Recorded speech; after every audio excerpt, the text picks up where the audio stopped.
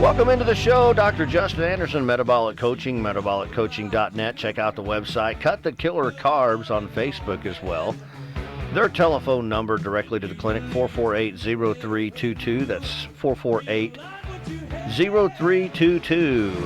Well, let me say good morning once again to Dr. Justin Anderson.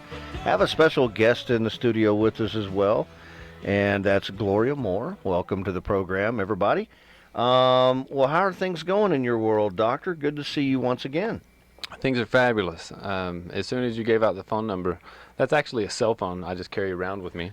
So if anyone wants to call me, 448-0322, it's just a cell phone. But when you give it out at the beginning of the show, I turn it down to vibrate so it doesn't ring. You know? Yeah, there you go. Everything's been great. I brought a special guest today, Gloria Moore, and she's been doing the program for a while. And I wanted her to do a couple of things. Number one, to have a chance to tell kind of her story and how she's done. And number two, to give people out there in the audience and people who follow up. I got a couple of emails this last week, and they said, oh, I love the radio show because I use it for follow-ups because I can't come in. They can't come in and do Friday. So I want Gloria to share some practical tips that she's picked up along the way that has helped this work for her.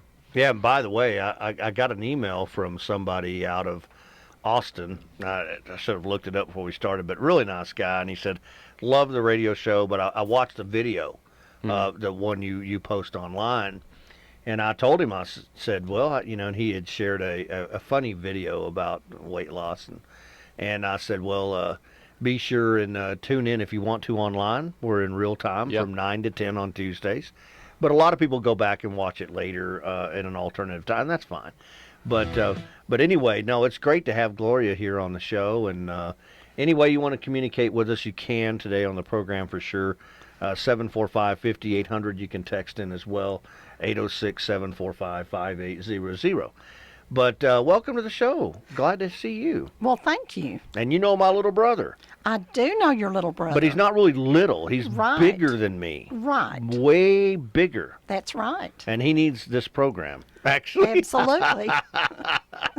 I'm not kidding. He's struggled with weight issues his entire adult life. He's finally got it to a point where it's under control. But he was getting into that morbid obese category for a long time and had to do some drastic things, not gastric bypass or surgery, but he had to do some drastic things to get the weight off. So that's just part of it. You had mentioned the program at Duke, and I'll just say that there's a doctor at Duke named Dr. Eric Westman, and he had a patient who was diabetic, overweight, high blood pressure, who disappeared. His patient disappeared for 6 months or a year, came back for a follow-up, and at the follow-up he'd lost weight, his blood pressure was normal, his blood sugars were normal, his diabetes was gone, and he wasn't taking any pills. And so Dr. Westman asked him and said, well, what on earth did you do? And he said, well, I just did the Atkins diet. I did a very low carbohydrate diet, and Westman said, that doesn't work, that can't work. And so this was back when Atkins was alive, and Dr. Westman went up, reviewed a bunch of Dr. Atkins charts, and published several studies based on the success of a very low carbohydrate diet in improving blood sugars, blood pressure, and weight. And he went on to start his own clinic at Duke, which is this it's a low carbohydrate kind of lifestyle management clinic for diabetes and weight. And that's probably what he went through. My little brother ended up at Duke to take the program there, although it's very expensive. Your program, Dr. Anderson, very affordable, I must say, compared to Duke. But he has a great job in New York City, makes a lot of money. And he got to a point where he couldn't travel. His job requires him to fly all over the world, China and Europe and places like that. And it got to a point where he was working from home a lot, living in Manhattan. He has a brownstone there, nice place. But he just got to a point where he said, there's got to be, this is no way to live. I mean, when you're pushing 500 pounds. But here's what's also interesting about his case, and I'm sure he doesn't mind me sharing this on public radio. But throughout this ordeal, I would talk to him and say, well, you got to be type 2 diabetic. No. You got to have high blood pressure. No. See, what's also disturbing about this, and not, and that's a rare situation, but in some cases, even morbidly obese people don't have diabetes problems. They don't have bad blood pressure. They don't get into that stuff. What he is insulin resistant.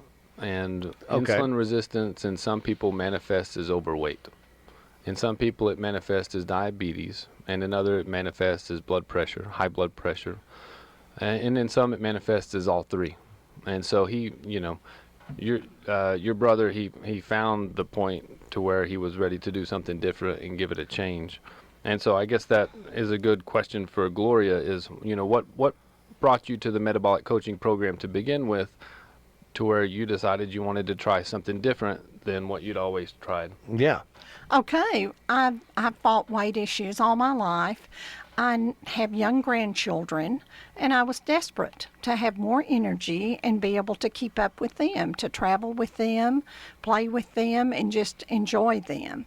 I had been doing low fat, and I would have a low fat breakfast. By mid-morning, I would be hungry. What was your low fat breakfast there? Oh, it could be oatmeal or whole wheat toast, things that I thought were absolutely perfect. But by 10 o'clock, when I walked through the break room at the office and saw a box of donuts, I was hungry, so I had a donut. That's my same experience too. Is if I ate something like oatmeal, they say oatmeal sticks with you. It sticks with you for about 2 hours, and then you're starving. And the reason you're starving is because your blood sugar's dropping. Right. Then a typical day, at lunch, I would have my low-fat sandwich with whole wheat bread and an orange and maybe some baked potato chips. Then by 3 or 4 in the afternoon, I was starving again, and the little bite-sized Snickers or Milky Ways in the break room were always out. So I had those, and then by the time I got home in the evening, I had given up. Yeah. So that was a vicious cycle that I was in. Yeah. And that's where a lot of Americans fall into that trap. They think that they're doing the right thing, eating the healthy foods, that the food pyramid that the USDA puts out or what have you, and they think, well, I'm this is what I've been told, 6 small meals a day, but it can be whatever, but it's got to be in that wheat bread or whatever, and then they find out I'm not losing any weight. I don't understand why is my metabolic rate not firing up and burning the calories off? So what was it that kind of turned you on to the program? How did you hear about it? I have a son and daughter-in-law who have lived low carb for a while. And then my husband actually shared information with me that you were doing the low carb coaching. And I signed up for one of the webinars about a year ago, April. Got all the information and understood the research behind it and decided that was definitely something I wanted to give a try. Now, I know he's the last I heard, he had lost some weight. Uh-huh. And I don't know if you know how much, let us know. And you've been doing it for about a year, so kind of how has your weight gone over that year? I have lost just a little over 50 pounds.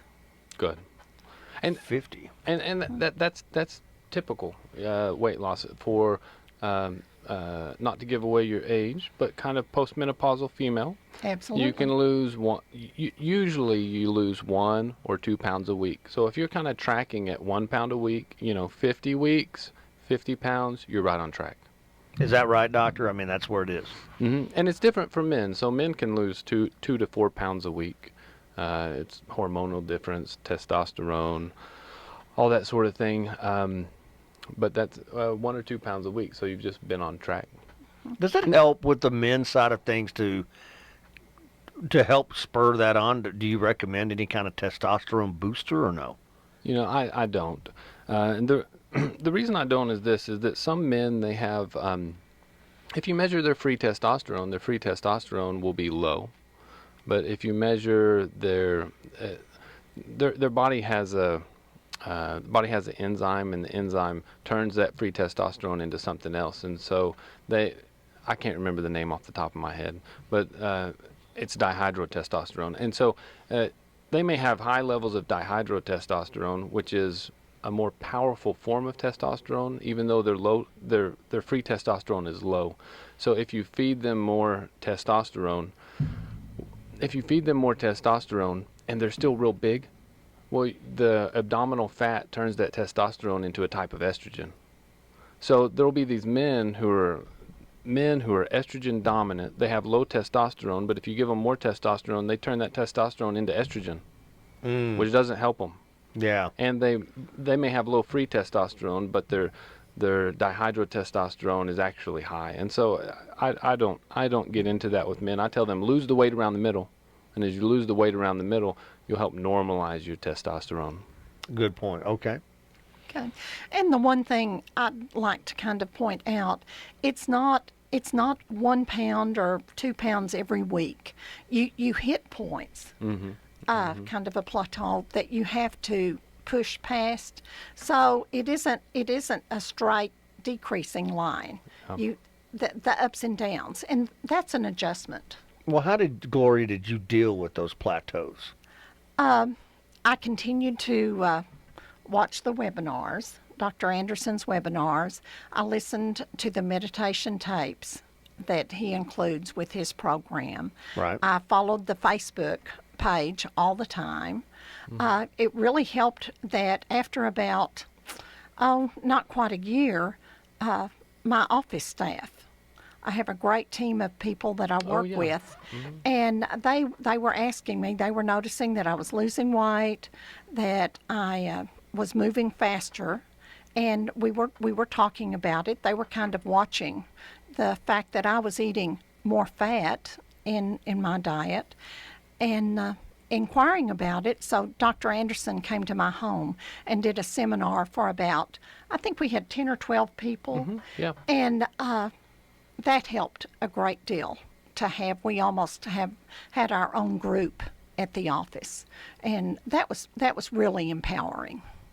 Yeah, it is, and I think so often that we also try to turn to drugs and even supplementation and what have you to try to make up for a poor diet, and it never works out. Does not work. I mean, before you got involved with Cut the Killer Carbs, what things had you mentioned you tried, the standard American diet and small meals a day and all, but was there other things that you tried that just didn't work? I'm sure, people faced with weight loss challenges, they're grabbing for anything. Absolutely. They see something, and a pill is going to grow hair on a cue ball. I better try, on and on and on. You would have trouble naming a fad diet that I've not tried through the years. And at the point that I was doing, the oatmeal and the whole wheat sandwich, I was doing Weight Watchers.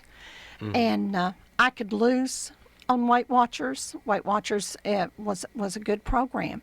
However, I would get hungry, and I felt probably a little deprived, and I would not stay with it. Yeah. This is a lifestyle change that I can enjoy. I can, socialize and still stay with the program. Yeah. It's about choices. Right. What you're consuming. Right.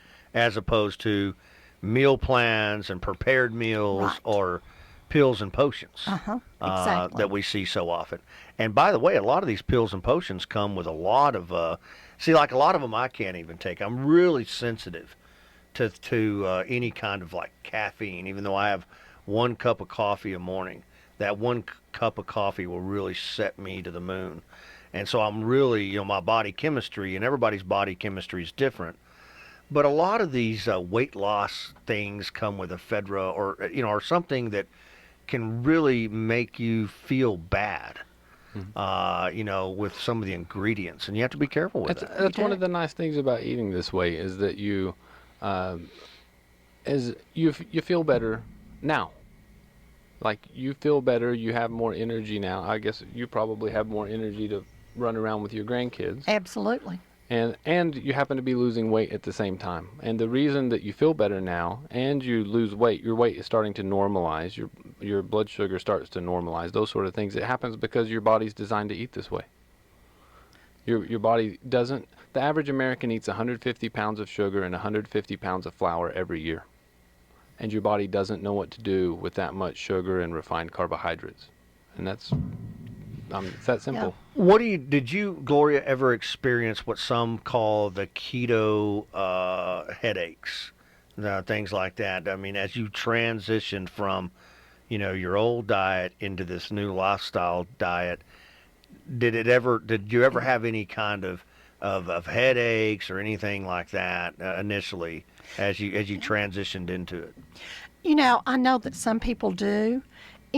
Any symptom that I had was very, very mild, and it may have been offset by the fact that I have osteoarthritis in my hands and wrists, and that was beginning to feel so much better that I really did not experience any of the side effects or symptoms that Dr. Anderson has spoken about. So you had a lot of inflammation going on Yes. in the process. Yes. Prior to coming a year ago on the diet plan. And so that inflammation causes all kinds of stuff. I mean, type 2 diabetes is an inflammation. I mean, you get into all that. But so a lot of these issues started to alleviate themselves because your body was saying, okay, now I'm getting the right fuel for my body, and I'm going to be able to combat or tamp down the inflammation, right? Yes. Okay. Did anything else unexpectedly kind of improve, or just the arthritis in the hands? And Well, when I knew that this was the lifestyle for me, after being on the plan about 6 months, I had all of my blood work done, and my triglycerides decreased by half, and my good cholesterol increased dramatically, just exactly like Dr. Anderson had said it would. So I was pretty amazed. I knew it was working, but when I saw the numbers, that really made a difference. Text coming in, of course, saying, okay, how many carbs daily? We talk about this a lot, but probably a new listener, 20 grams or less, right?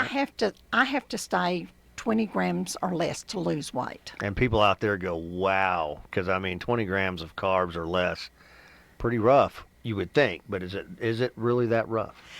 It's not that rough because you're not hungry. You're not starving. so what does a between typical meals. day kind of look like? What would you eat on a typical day, breakfast, lunch, dinner, or do you do breakfast? I would do a typical day when I'm having the 3 meals would be eggs, bacon, or sausage, or a breakfast casserole made with eggs, bacon. How come you never invite me for breakfast? Well, you know what? I freeze it on the weekend and pop it out in the microwave, so it's really easy. That's a good tip. That's a very Yeah. good tip for people. Yeah. You don't have to cook every single day. No. Cook on the weekend, freeze it, and then you have breakfast. Yeah. And then at lunch, a salad with maybe some ham and a boiled egg, or maybe just romaine lettuce with some cold cuts and cheese wrapped, and a pickle. And then that afternoon, if I do need something, I'll have almonds or pecans or macadamia nuts. And then dinner might be a bunless burger, a green vegetable, and a salad. I've discovered that I do better when I eat lots of romaine lettuce. Do you like it? I- Yeah, certain people I like like certain. it. I Yeah. love salads. One thing I've taken away from this program is that I really enjoy salads. I just do. I love eating the spinach and the kale, and by the way, all those are excellent for your body, and they do so much more than just help you with weight loss. But Right. if you're eating the right kinds of foods, they can do a lot of good things for your body. And that's a tip that I shared a couple of weeks ago at the follow-up meeting. Is I don't know why, but anytime I find myself personally like where I need to lose a few pounds or whatever, then I'll add in more green leafy vegetables, specifically romaine lettuce, because I love it. I think it's great, and you can pick your own green leafy vegetable, but there's something in the vegetables that the green leafy vegetables like lettuce, kale, spinach, Swiss chard, that is, I don't know if it's the phytonutrients or the phytochemicals, but it's beneficial for your body. It helps with weight loss, the vitamins, whatever it is, it helps. Mm-hmm. So, sometimes instead of the eggs and bacon or sausage for breakfast, though, I'll have a cup of coffee with coconut oil in it. And Yeah, that's good. Do you That's a blend great it? fat. Do you make you I blend do. it? I Okay. have an immersion blender, Yeah. and I do blend it. It's tasty. And that's important that you blend it so that it distributes out the coconut oil. Otherwise, you just have a tablespoon or two of coconut oil sitting on the top, which is, I've drank that before, and Yeah. it's not very appealing. What about the, what about mental clarity? Does that, did you find out from an emotional stand? I mean, the physical, the arthritis and some of the inflammation processes start to alleviate, if you will. But what about emotionally? Did you have emotional issues with this, or problems, or challenges, or did it get better? I think a lot of people look at this and they get a little bit freaked out, thinking, I don't know if emotionally I can handle that without having my daily carbs. I don't know. Well, for me emotionally, I didn't have the issues because I was enjoying. I like good food, and I was having good food. As far as the thinking, always, if I had a heavy carb lunch, my thinking would be, foggy sometimes after lunch. And, I love it that that's not the case now. So, Yeah. So that cleared up as well. right. Okay. Right. And you had mentioned something about the weight loss it's not a straight line down. There's ups and downs and twists and plateaus, and that's important for everybody to realize. And you may get stuck for 3 weeks without losing any weight. You may get stuck for 2 months without losing any weight. And I consider anything over 3 weeks a plateau. And when you reach a plateau, you change something. In the book, Living Low Carb by Johnny Bowden, he has a nice little section where he talks about plateaus and different things you can change, to maybe you need to go lower on your carbs. Maybe you need to have a day where you increase your carbs. But you have to change something. And not just the carbs, maybe you have to add more green leafy vegetables to your diet, etc.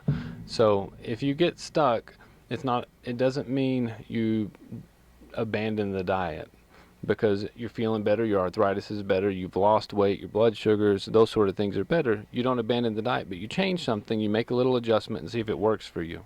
Try it for a week or two, and then you can make another adjustment. Mm-hmm. Keeping a food diary a good idea, doctor? It is for people who are stuck. I don't recommend everyone keep a food diary, because if you're losing a pound or two a week, everything's going fine, everything's on track, and you're not keeping a food diary, well, then you don't have to. But what I do is for people who they get stuck, I have them do a food diary for 3 days and then send it to me. And I'll look at it and see, is there anything in there particularly that sticks out? And I can think of one client who, she sent me her food diary, and she said, I put xylitol, which is a sweetener, in my coffee. And I said, well, how much xylitol? Is it a teaspoon or a tablespoon? And she would, I think, have about 2 tablespoons of xylitol a day. And the xylitol it has carbohydrates in it, which you have to count. And so one of the things was that she needed to change her sweetener. Yeah. So, or the food diary, Atkins bars or low-carb bars, those are something that can stall people on weight loss, and because they don't count the sugar alcohols, but different sugar alcohols have to be counted for a certain amount of carbohydrates, and they have a different glycemic index, which means how they affect your blood sugar. And so sometimes it can be the Atkins bars or the low-carb bars that stall people, and we'll get that. I had a client who, he was a truck driver, and in the morning he'd go out, and he knew he would take half a box of Atkins bars with him, and that's what he would eat when he was out driving the truck. And so he had to cut those out for things to start moving for him. Okay, good point. Yeah. We'll take a quick break. We'll come right back again. Stick around. We got plenty to go. If you have a question along the way, you can text it in, 806-745-5800, or call in. That'd be great. Stick around. We'll be right back with more. Welcome back into the show. Dr. Justin Anderson here, Cut the Killer Carbs. Again, Gloria Moore, also special guest on the show. Let's talk a little. We were talking during the break a little bit, but So you've been on the diet plan or, changed your lifestyle a year ago, lost over 50 pounds. That's great. Did you add anything else to it? I mean, a lot of people think, well, what about exercise? What about, anything else that, some people do to think, hey, drink apple cider vinegar. I mean, did you do anything else with this? Or you just basically the diet and that's it? Well, as far as exercise, exercise has never been my friend. For the first 45 to 50 pounds, I really did not. No exercise. Really, absolutely. Those who know me will believe that. Absolutely none. Now that summer has rolled around, I'm doing some pool aerobics. I'm not sure you could really call it aerobics, but working out, moving around some in a pool. And every day I plan to walk the next day. But that's good. I haven't begun that yet either. So, no, I can't pinpoint any success to exercise at this point in time. I will say water aerobics is great for people because it's just not hard on the joints. Right. Even whether you're jogging or whatever, it's that's hard on the joints. You get in the water, you get your heart rate up, you can move around some without banging up your knees. And lots of clients, they do have arthritis in their knees. Right. I've even been doing some exercise. I've been doing some pull-ups. Wow. Yeah. And so my joke usually is I worked out in 2014, and but I guess I just grab onto the pergola in the backyard and do 5 or 6 pull-ups, and that's about all I can do. So. Well, that's better than nothing, right? Better than nothing. Well, I could only do 3 when I started my pull-up program, but now I got to 5 or 6. Right. Well, look, I think that again, exercise is good. I It exercise. I mean, I do every day. I say every day. I exercise about 5 times a week through HIIT training. High intensity interval training is what the acronym HIIT stands for. I've been doing that also at the same time I'm doing, cutting carbs and cycling and all that kind of stuff. Carb cycling is what I'm into. But I will tell you though and I've lost about 12 pounds. But what I have found, though, is that I just enjoy to exercise. Now, again, but that gets really crazy for a lot of people because they'll say, some people have this misconception that they can exercise their way out of a bad diet. And I'm here as living proof to tell you that is not possible because the last 3 years before I started this a few months ago, I was exercising still like I am today with variations to my strength training and cardiovascular workouts. I wasn't losing any weight. I wasn't gaining weight, but I wasn't losing anything. And I should find the video for you on YouTube where the guy tries to exercise off 2 slices of pizza, and he's on the treadmill for 4 hours. Yeah, it's just impossible. You can't do it. It doesn't work. But part of your other question for Gloria was, is there anything else that you do? Because most of metabolic coaching is cut out the carbohydrates. Mm-hmm. There are a few things that I recommend for some people, and apple cider vinegar has been helpful, or probiotics or fiber. Do you do any of that? I do probiotics, and I do the 2 tablespoons of apple cider vinegar in a glass of water every night before bedtime.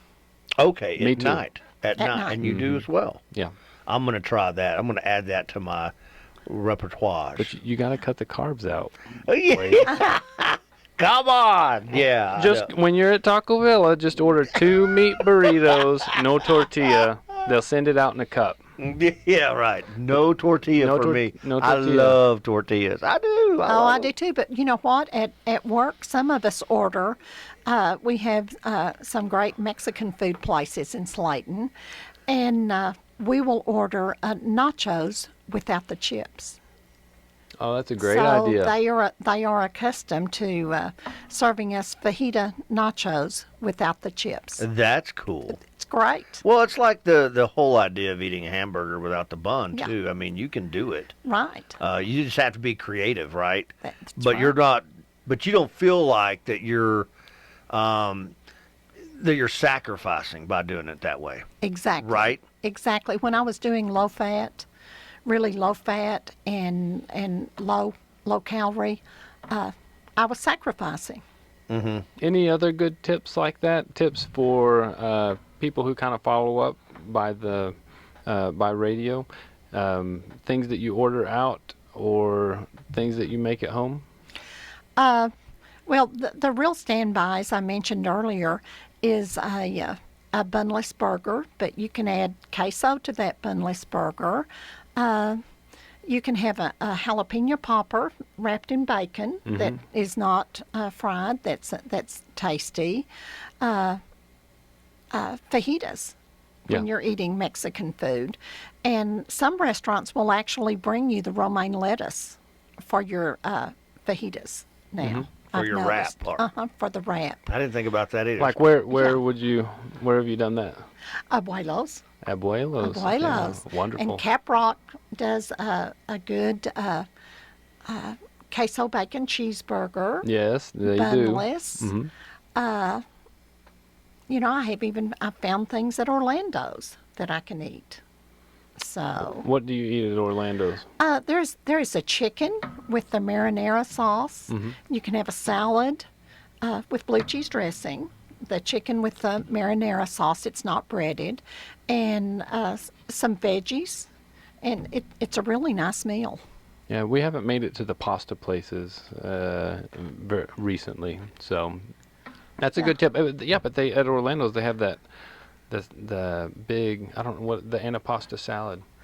I've had that also. And it's very good. And the trick of having the salad and taking from their green chili chicken pizza, removing everything from the crust. We do that sometimes at our office. And what you had mentioned some cookbooks that you used. There's some cookbooks by George Stella. I think a chef who, along with his family, combined with his whole family, they've lost over 500 pounds. Wow. And he's written 2 or 3 cookbooks. His name is George Stella. I think he has some cookbooks that aren't necessarily low carb. So not every cookbook is going to be great for this program, but he does have 2 or 3. Yes. And there's a nutritionist by the name of Maria Emmerich that has some good cookbooks out there. So that's cool. And so Gloria hosted this metabolic coaching program in her home, and the food was wonderful. It was I guess you cooked it all. I did. She cooked it all, and there were the jalapeno poppers wrapped in bacon with cream cheese inside. And she cooked several kind of treats, dessert-like treats, but they're made with almond flour and sweetener like Swerve, which has erythritol in it. And everything was low carb, and it was a wonderful meal. We even had brownies with a peanut butter icing. Yes, and those were great too. Yeah. Wow. Yeah, see. Yeah. That's the key, though. It's just the educational piece and knowing what you can and can't consume and how to do it even when you're out at a restaurant. That's also key. We do. We travel a lot. And this is something, the low-carb, low-calorie is much, much more difficult to stick with. Low fat, low calorie. Low fat. I'm sorry. Low fat, low calorie. Much more difficult to stick with. Yeah, and when counting you're traveling. points or counting calories and all that. That to me is a non-starter. I've never been a big advocate, or I just can't see how that would work. I've not been to any restaurant yet that I can't find something that I enjoy that is low carb. Yeah, that puts you over that 20 a day. We were watching a commercial the other night, and it was for Olive Garden. And Olive Garden, all of their pastas and everything was great. And my wife looked at it and she said, "I wonder if they would make that lasagna with no noodles." So that we haven't tried, but it's crossed our mind. Right. Well, I think it's important, and I think it works. And again, but it doesn't come without the fact that there will be plateaus and struggles, right? Right. But over time, you get just where it's just normal, I guess, right? You do. I guess it was a year in April. So it's become more of a lifestyle. And if I do veer from the plan, my osteoarthritis reminds me quickly. Yeah. I hear that all the time. People will say, we were going out of town, so we stopped at Sonic and got a burger with the bun. By the time we got to Post, oh, my knees were hurting, or my wrists were hurting, whatever it was that was their arthritis that was bothering them. It flares up almost immediately. And it stays that way for a couple of days usually, and then as you go back to your diet, it gets back to normal, which is another good point. If you fall off the wagon, that's okay. You just get right back on the wagon at the next meal. You don't have to say, oh, well, I blew today, and so I can't do it today, or I blew this week, or whatever. It's just the very next meal, you just get back on the wagon, and I usually encourage people, if you need to kind of restart, then listen to the audio tracks, the subconscious reprogramming audio tracks. They're also called meditations, which work kind of like hypnosis. You just listen to those and kind of get yourself back on track. Do you still listen to those, or you did for a while? I do. I've refreshed. I've gone back. I think after about 6 months, Yeah. I listened again, and then you did the webinar again that night at my house. So yeah. I have to regroup. And I've gotten a lot of feedback from the people who did the program at your house. A couple of them emailed and said, yeah, we lost weight. It was great. And one family had a son with type 1 diabetes, and his blood sugars are better while he's requiring less, and a teenager. Yes. And how do teenagers they have their own mind, and they want to do whatever they want to do, but at the same time, better blood sugars, requiring less insulin, that sort of thing, and just kind of learn this type of lifestyle, this type of diet works for type 1 diabetes, works for type 2 diabetes, works for weight. Yeah, it's amazing that young man with the type 1 diabetes has really changed That's great. his lifestyle. So. Yeah, and really, and we always talk about those who have been in a ditch or have inflammation or osteoarthritis or type 2 diabetics. But one of the things that we should say is that this way of living, this lifestyle change, can also be as a preventative. So you don't have to have those things and then say, oh, suddenly my health is in the ditch and I got to get out of the ditch. Well, before you get in the ditch, how about let's make a change now, right? Totally. I was headed toward becoming a type 2 diabetic, a real borderline range. And that's not good. No, it's not. Yeah, and so I think that a lot of people say to themselves, or they justify it by saying, oh, well, when that time comes, if that time comes, I'll make the change. Well, it's going to happen. If you continue with the American diet and lifestyle and don't make a change, it's going to happen at some point. Now, to Dr. Anderson's point, there are a certain percentage of people that Right. they can eat whatever they want and they don't have a problem. But for about 2/3 of us, over time, we do grow insulin resistant to carbs and it becomes a health issue. It's somewhere down the road. For example, I mean, yeah, sure, like in my 20s, I could eat all the carbs I wanted and do whatever I want, but now in your 30s. Yeah, right. I wish. Right. Now in my 40s, that's not the case. Yeah. Because of a lot of things. Of course, your metabolism starts slowing down, but you still continue to eat like you were in your 20s. Well, if you're in your 40s and you're doing things like what you did in your 20s, that's not going to work out so hot. And so you have to realize that, okay, I'm probably on the cutting edge of having an issue if I don't do something. There's a lot of people like that, like fit, trim into their 20s, childhood into their 20s, but there's also a lot of people who they were overweight when they were kids. Yeah, that's true too. And always kind of conscious of weight, struggle with their weight in teenagers, their 20s, their 30s, and so it's been a stacking their whole life. And I think I mentioned this before, that when I was a junior in high school, I was 180, and today I'm about 173. So I'm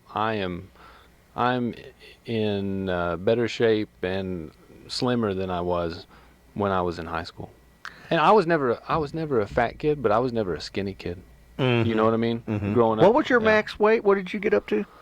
213 and a half. Well, I wish I was 213 now. Do me a favor.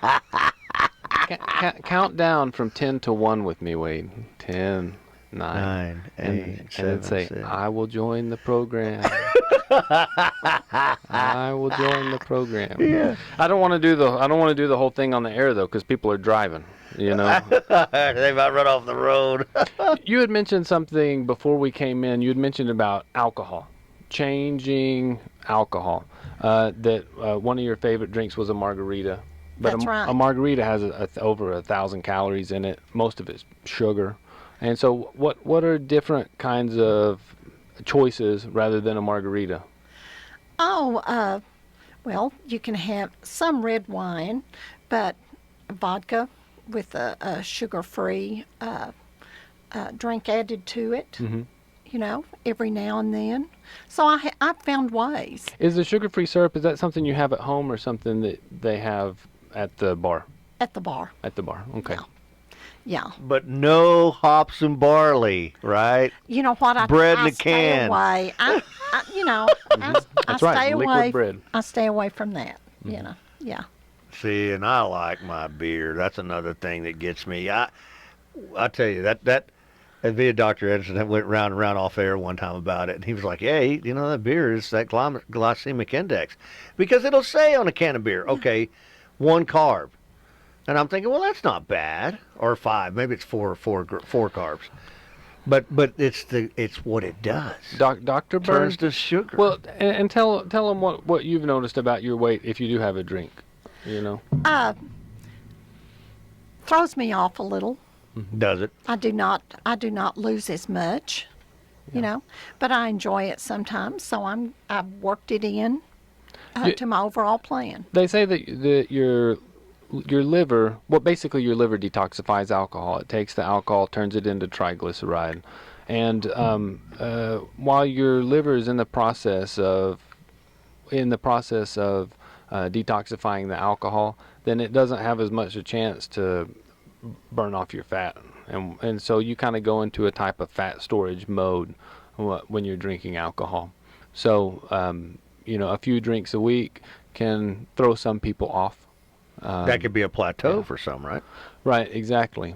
And Dr. Bernstein, who writes Dr. Bernstein's Diabetes Solution, he'll allow you to have a drink. He'll even allow you to have a beer, like 1 beer, but not more than that, because then it starts to mess up your metabolism. Your liver has to detoxify larger amounts of alcohol and causes problems. Yeah. And for diabetics, alcohol can cause low blood sugar, because your liver, when you're on a very low carbohydrate diet, you always have blood sugar. Because your liver is taking things like proteins from the food that you eat and the part of the triglyceride molecule, part of the fat molecule. And anyway, it turns those into blood sugar. So your blood sugar is never zero. Even if you're eating 0 carbohydrates, your blood sugar is never, it's impossible to eat 0 carbohydrates. But if you were, well, you could fast. And if you were fasting, even if you're fasting, your blood sugar never goes down to 0. But when you drink alcohol, then your liver switches from making you a normal amount of blood sugar to detoxifying the alcohol. And so diabetics can get very low blood sugar from drinking more than 1 drink of alcohol. Yes. So that's just something to throw out there. Yeah, that's true. I didn't think about it that way, but that makes a lot of sense now. So a 12-pack is off the list. That's right. I just had to say, right? Maybe a 12-pack over 12 days. Yeah. That's awesome. You save the money on the 12-pack and buy some 80-20 ground beef. Buy more beef. 80-20. Okay.